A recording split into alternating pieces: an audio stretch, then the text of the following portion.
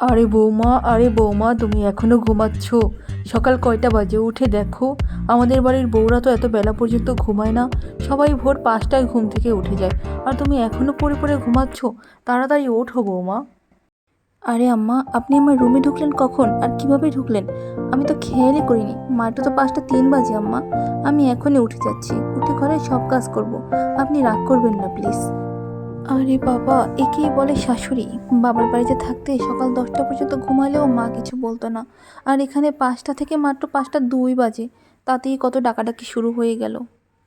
আরে বৌমা, তুমি কলাগুলো কেন খুলে রেখেছো? আমি বলেছি না সব ঢেকে রাখতে। তুমি জানো না আমাদের বাড়ির বউয়েরা সব কিছু ঢাকা রাখে। কেন খুলে রেখেছো এগুলো? বেয়াদবি মাফ করবেন আম্মা, কিছু কথা না বলেই পারি না। কলাগুলো কি ঢাকা রাখা লাগে বলেন? এটা তো খোসা ছাড়িয়ে খাওয়া হয়। এ কেমন শাশুড়ি রে বাবা! আর কত ভুল ধরবে উনি আমার। দেখো তো বৌমা, রান্নাঘরের জানালার পর্দাটা কোন পাশ দিয়ে খোলা? আমি না বলেছি বাম পাশে সরিয়ে রাখতে? তুমি কেন বারবার ডান পাশে রাখো? তুমি কি আমার কথা বোঝো না? একবার বললে কি কথা তোমার কানে যায় না?